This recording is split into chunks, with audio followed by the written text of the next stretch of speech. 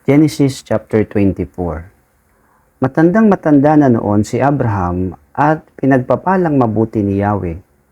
Sinabi niya sa pinakamatanda niyang alipin na kanyang katiwala, "Ilagay mo ang iyong kamay sa pagitan ng aking mga hita at manumpa ka. Sumumpa ka sa akin sa pangalan ni Yahweh, ang Diyos ng langit at ng lupa, na hindi ka rito sa Kanaan pipili na mapapangasawa ng aking anak na si Isaac. Pumunta ka sa bayan kong tinubuan at pumili ka sa aking mga kamag-anak doon ng mapapangasawa niya. Kung ayaw pong sumama ng mapipili ko, maari po bang si Isaac na ang papuntahin doon?" Tanong ng alipin. "Aba hindi. Huwag mong papupuntahin doon si Isaac," tugon ni Abraham. "Nilisan ko ang tahanan ng aking ama at iniwan ang lupain ng aking mga kamag-anak sapagkat dito ako pinapunta ni Yahweh, ang Diyos ng kalangitan. Nangako siyang ibibigay ang lupain ito sa aking lahi. Pagsusugo siya ng kanyang anghel na mauuna sa iyo upang tulungan ka sa pagpili ng mapapangasawa ng aking anak. Ngayon kung ayaw sumama ng mapipili mo, wala ka ng pananagutan sa akin. Ngunit huwag mong papupuntahin doon ang anak ko." Kaya't inilagay ng alipin ang kanyang kamay sa pagitan ng hita ng Panginoon niyang si Abraham at nanumpang susundin ito. Naghanda ang alipin ng 10 kamelyo ng kanyang Panginoon. Matapos kargahan ng maraming panregalo, naglakbay siya patungong Mesopotamia, sa lungsod na tinitirhan ni Nahor. Pagsapit sa labas ng lungsod, huminto siya at pinaluhod ang mga kamelyo sa tabi ng balon ng tubig na naroon. Sa gayong oras, tuwing magdarapit hapon, dumarating ang mga babae para umigib. Siya'y nanalangin ng ganito, "Yahweh, Diyos ng Panginoong kong si Abraham, maging matagumpay nawa ang aking lakad. Tuparin po ninyo ang inyong pangako sa aking Panginoong si Abraham. Tatayo po ako rito sa tabi ng balon at hihintayin ang pagdating ng mga babae buhat sa lungsod para umigib. Ako po'y makikiinom sa isa sa kanila. Kapag sinabi niyang uminom ka at paiinumin ko rin ang inyong mga kamelyo, iyon na sana ang babaeng inihanda ninyo para sa inyong alipin si Isaac. Sa gayon malalaman kong tinupad ninyo ang inyong pangako sa aking Panginoon." Hindi pa natatapos ang kanyang panalangin, dumating si Rebecca na may pasa na banga ng tubig. Siya ay anak ni Betuel at apo ni Milka na asawa ni Nahor, na kapatid ni Abraham. Siya ay dalaga pa at napakaganda. Lumusong siya sa kinaroroonan ng balon, pinuno ang kanyang mga banga at umahon. Sumalubong agad ang alipin at sinabi, "Maari bang makiinom?" "Aba, upo," sagot ng babae. At inalalayan niya ang banga habang umiinom ang alipin. Nang ito'y makainom na, ay sinabi ng dalaga, "Painumin ko na rin po ang inyong mga kamelyo hanggang gusto nila." Isinali niya sa painuman ang laman ng banga at pabalik-balik siyang sumalok hanggang sa mapainom ang lahat ng kamelyo. Tahimik na pinagmasdan ng alipin ang dalaga at inisip kung iyon na kaya ang sagot ni Yahweh sa kanyang panalangin. Matapos makainom ang mga kamelyo, inilabas ng alipin ang dala niyang mamahaling singsing at 2 porselas na pawang lantay na ginto at ibinigay sa dalaga. Pagkatapos ito'y tinanong niya, "Sino ba ang iyong mga magulang? Maari bang kaming makituloy sa inyo ngayong gabi?" Sumagot ang babae, "Ako po'y anak ni Betuel, na anak ni Nahor at Milka. Maluwag po sa amin at maraming pagkain para sa inyong mga hayop." Pagkarinig niyo'y lumuhod ang alipin at sumamba kay Yahweh. Purihin si Yahweh, ang Diyos ng Panginoong kong si Abraham. Hindi siya sumira sa kanyang pangako. Pinatnubayan niya ako sa pagpunta sa bahay ng mga kamag-anak ng aking Panginoon. Nagmamadaling umuwi ang dalaga at isinilaysay ang buong pangyayari sa tahanan ng kanyang ina. Si Rebecca ay may kapatid na lalaki na ang pangalan ay Laban. Patakbo siyang pumunta sa balong kinaroroonan ng lalaki. Nang marinig niya ang salaysay ng kanyang kapatid at makita ang singsing at ang mga porselas na suot nito, nakita nga niya ang tao sa tabi ng balon, pati ang kanyang mga kamelyo. Sinabi ni Laban, "Bakit nandyan po kayo sa labas? Tayo na po sa amin, lalaking pinagpala ni Yahweh. Nakahanda na po ang pagpapahingahan ninyo at ang sisilungan ng inyong mga kamelyo." Sumama nga ang alipin. Pagdating sa bahay, ibinaba ni Laban ang karga ng mga kamelyo at pinakain ang mga hayop. Ang alipin naman binigyan niya ng tubig upang maghugas ng paa, pati ang mga kasama nito. Binigyan siya ng pagkain, ngunit sinabi ng alipin, "Sasabihin ko muna ang aking pakay bago ako kumain." "Sige, sabihin ninyo," sabi ni Laban. Ganito ang isalaysay niya, "Ako po'y alipin ni Abraham. Pinagpala ni Yahweh ang aking Panginoon. Pinarami ang kanyang mga kawan ng tupa, kambing at baka. Pinagkalooban rin siya ng maraming pilak at ginto, mga aliping babae at lalaki, mga kamelyo at asno. Ang asawa niyang si Sarah ay nagkaanak pa kahit siya'y matanda na. Ang anak na ito ang tanging tagapagmana ng kanilang kayamanan. Ako po'y pinanumpa ng Panginoon kong si Abraham na hindi ako kukuha sa Kanaan ng mapapangasawa ng anak niyang ito. Dito po niya ako pinapunta sa mga kamag-anak ng kanyang mga magulang upang ihanap ng mapapangasawa ang kanyang anak. Tinanong ko po siya ng ganito, kung ang babaeng mapili ko ay hindi sumama sa akin, ano po naman ang aking gagawin? Ang sagot po niya ay, sasamahan ako ng anghel ni Yahweh upang magtagumpay sa aking lakad. Dito raw sa angkan ng kanyang ama ako kumuha ng mapapangasawa ng kanyang anak. Iyan po ang utos sa akin. Ang sabi pa niya sa akin, kung sundin mo ito, natupad mo ang iyong tungkulin. Kung tanggihan ka naman ng aking mga kamag-anak, wala nang pananagutan sa akin. Pagdating ko po sa may balon kanina, ako'y nanalangin ng ganito, O Yahweh, Diyos ng Panginoon kong si Abraham, panagumpayin mo ang aking gagawin. Tatayo po ako sa may tabi ng balong ito at kapag may dumating na dalaga upang umigib, ako'y makikiinom. Kapag ako'y pinainom pati ang aking mga kamelyo, yun na sanang pinili ninyo upang mapangasawa ng anak ng aking Panginoon. Hindi pa natatapos ang aking panalangin, dumating nga si Rebecca, napasa ng isang banga. Lumusong siya sa bukal at sumalok ng tubig. Nakiusap po ako sa kanyang ako'y painumin. At hindi lamang ako ang pinainom, pati ang aking mga kamelyo. Tinanong ko po siya, kanino ka anak? Ang sagot po niya ay, kay Bituel na anak ng mag-asawang si Nahor at Milka. Kaya't kinabitan ko siya ng hikaw sa ilong at sinuutan ng mga porselas sa braso.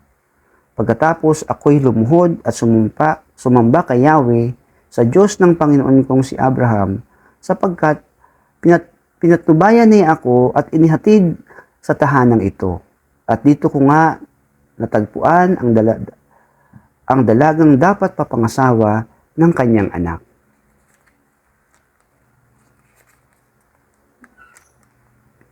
Kaya't hiniling kong sabihin ninyo sa akin kung sang-ayon kayo sa hangad ng aking Panginoon.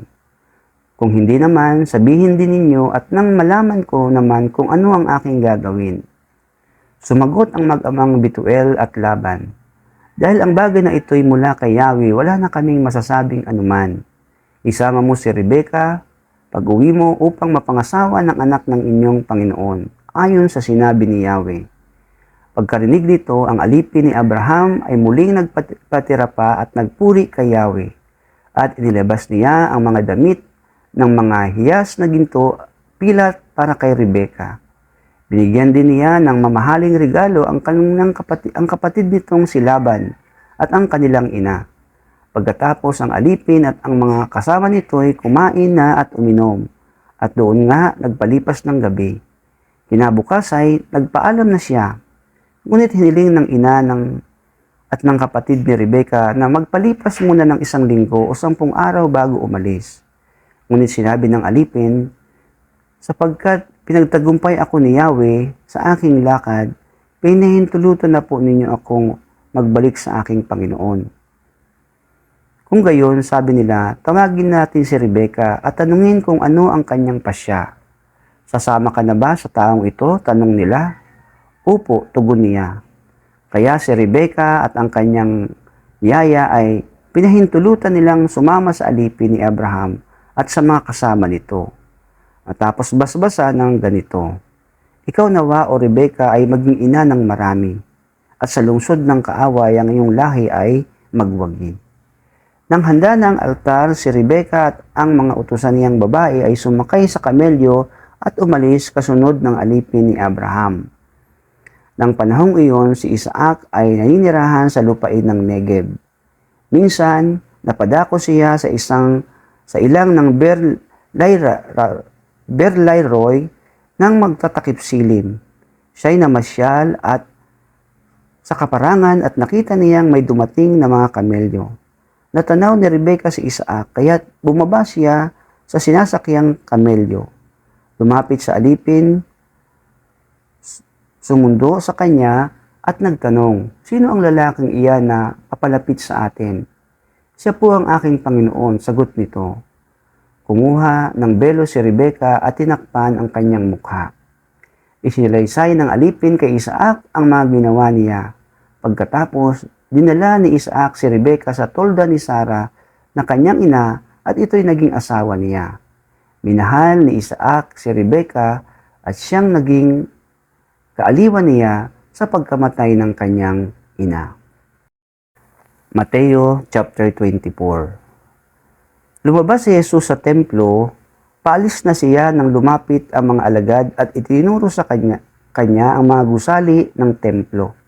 Sinabi niya sa kanila, nakikita ba ninyo ang mga gusaling iyan?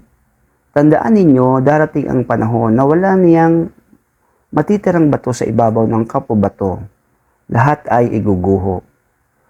Noon, si Jesus ay nasa bundok ng mga olibo. Habang siya'y nakaupo roon, palihim siyang tinanong ng kanyang mga alagad, kailan po ba mangyayari ang mga sinabi ninyo? Ano po ang magiging palatandaan ng inyong muling pagparito at ng katapusan ng mundo? Sumagot si Jesus, mag-ingat kayo upang hindi kayo maligaw ni numan. Maraming paparito sa pangalan ko at magpapanggap na sila ang Kristo, at marami siyang maililigaw. Makakarinig kayo ng mga labanan at makakabalita ng mga digmaan sa iba't ibang dako. Ngunit huwag kayong mabahala dahil talagang mangyayari ang mga iyan. Bagamat hindi pa iyon ang katapusan ng mundo. Maglalaban-laban ang mga bansa at gayon din ang mga kaharian. Magkakaroon ng tagutom at lindol sa maraming lugar. Ang lahat ng mga ito'y pasimula pa lamang ng mga paghihirap na tulad ng isang babaeng nanganganak. Sa mga panahong iyon, kapuputan kayo lahat dahil sa inyong pagsunod sa akin. Isasakdal kayo upang pahirapan at patayin. At dahil dito'y marami ang tatalikod sa kanilang pananampalataya.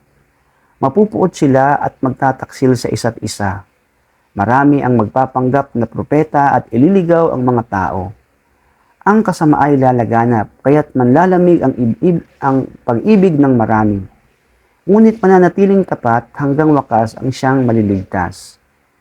Ipapangaral sa buong sanlibutan ang magandang balita tungkol sa paghahari ng Diyos upang ang lahat ng bansa ay makarinig nito. At kung maganap na ito, darating na ang katapusan. Unawain ninyong itong mabuti. Kapag nakita ninyong nagaganap na sa dakong banal ang kasuklam-suklam na kalapastangan ng tinutukoy ni Propeta Daniel, ang mga nasa Judea ay dapat tumakas papunta sa kabundukan. Ang nasa bubungan ay huwag nang mag-aabala pang kumuha ng kahit ano sa loob ng bahay. At ang nasa bukid ay huwag nang umuwi upang kumuha ng balabal. Sa mga araw na iyon, kawawa ang mga nagdadalang tao at mga nagpapasuso. Ipanalangin ninyo na ang inyong pagtakas ay huwag mapataon sa taglamig o sa araw ng pamamahinga. sapagkat sa panahong iyon ang mga tao'y magdaranas ng matinding kapighatiang hindi pa nararanasan mula nang likhain ang sanlibutan hanggang sa ngayon, at hindi na mararanasan pa kahit kailan. Sa katunayan, kung hindi paikliin ng Diyos ang panahong iyon, walang taong maliligtas. Ngunit alang-alang sa mga hinirang ng Diyos, paikliin ang panahong iyon. Kung may magsabi sa inyo, narito ang Kristo o naroon siya, huwag kayong maniwala, sapagkat may lilitaw na mga huwad na Mesiyas at mga huwad na propeta. Magpapakita sila ng mga kamanghamanghang himala at mga kababalaghan upang iligaw ang marami kahit na ang mga hinirang ng Diyos. Tandaan ninyo, pinapauna ko nang sabihin ito upang kayo'y makapaghanda. Kaya't kung sabihin nila sa inyo, naroon siya sa ilang, huwag kayong pumunta roon. Kung sabihin naman nilang, naroon siya sa silid, huwag kayong maniwala, sapagkat darating ang anak ng tao na parang kidlat na gumuguhit mula sa langit hanggang sa kanluran. Kung saan may bangkay doon, nagkakatipon ang mga buwetre. Pagkatapos ng kapighatian sa mga panahong iyon, magdidilim ang araw. Hindi magliliwanag ang buwan. Malalaglag mula sa langit ang mga bituin at mayayanig ang mga kapangyarihan sa kalawakan. Pagkatapos lilitaw sa langit ang tanda ng anak ng tao at mananangis ang lahat ng bansa. Makikita nila ang anak ng tao na nasa alapaap at dumarating na may dakilang kapangyarihan at kadakilaan. Sa hudyat ng malakas na tunog ng tumpeta, susuguin niya ang kanyang mga anghel sa 4 na sulok ng daigdig at titipunin nila ang mga hinirang mula sa lahat ng dako. Unawain ninyo ang aral mula sa puno ng igos. Kapag ang mga sanga nito'y umusbong na at magkadahon na, alam ninyong malapit na ang tag-araw. Gayon din naman kapag nakita ninyo ang lahat ng ito, malalaman ninyong malapit na ang pagdating ng anak ng tao. Talagang malapit na. Tandaan ninyo, magaganap ang lahat ng ito bago mamatay ang mga taong nabubuhay ngayon. Lilipas ang langit at ang lupa, ngunit ang aking mga salitay, mananatili magpakailanman. Ngunit walang nakakaalam ng araw at oras ng pagsapit niyon. Kahit ang mga anghel sa langit o maging anak man, ang Ama lamang ang nakakaalam nito. Ang pagdating ng anak ng tao ay tulad sa pagdating ng baha noong panahon ni Noah. Ng mga araw na iyon, bago bumaha, ang mga tao ay nagsisikain, nagiinuman, at nagsisipag-asawa hanggang sa pumasok si Noah sa barko. Hindi nila namamalayan ang nangyayari hanggang sa dumating ang baha at tinangay silang lahat. Gayon din ang mangyayari sa pagdating ng anak ng tao. Sa panahong iyon, may 2 lalaking nagtatrabaho sa bukid. Kukunin ang isa at iiwan ang ikalawa. May 2 babaeng magtatrabaho sa gilingan, kukunin ang isa at iiwan ang ikalawa. Kaya't maging handa kayo dahil hindi ninyo alam kung kailan darating ang inyong Panginoon. Tandaan ninyo ito. Kung alam ng may-ari ng bahay kung anong oras sa gabi darating ang magnanakaw, siya'y maghahanda at hindi niya pababayaang pasukin ang kanyang bahay. Kaya't lagi kayong maging handa sapagkat darating ang anak ng tao sa oras na hindi ninyo nalalaman. Sino ang tapat at matalinong alipin? Hindi ba't ang pinamamahala ng kanyang Panginoon upang magpakain ng iba pang mga alipin sa 3 oras? Mapalad ang aliping iyon kapag dinatnan siyang tapat na naglilingkod sa pagbabalik ng kanyang Panginoon. Sinasabi ko sa inyo, gagawin niyang tagapamahala ng kanyang Panginoon sa lahat ng mga ari-arian ito. Ngunit kung masama ang aliping iyon, sasabihin niya sa kanyang sarili, matatagalan pa ang pagbabalik ng aking Panginoon. Kaya't sisimulan niyang bugbugin ang iba pang mga alipin at makikipagkainan at makikipag-inuman sa mga lasenggo. Babalik ang Panginoon ng aliping iyon sa araw na hindi niya inaasahan at sa araw na hindi niya alam. Buong higpit siyang parurusahan ng kanyang Panginoon at pagkatapos ay isasama sa mga mapagkunwari. Dooy tatangi sila at mangangalit ang ngipin.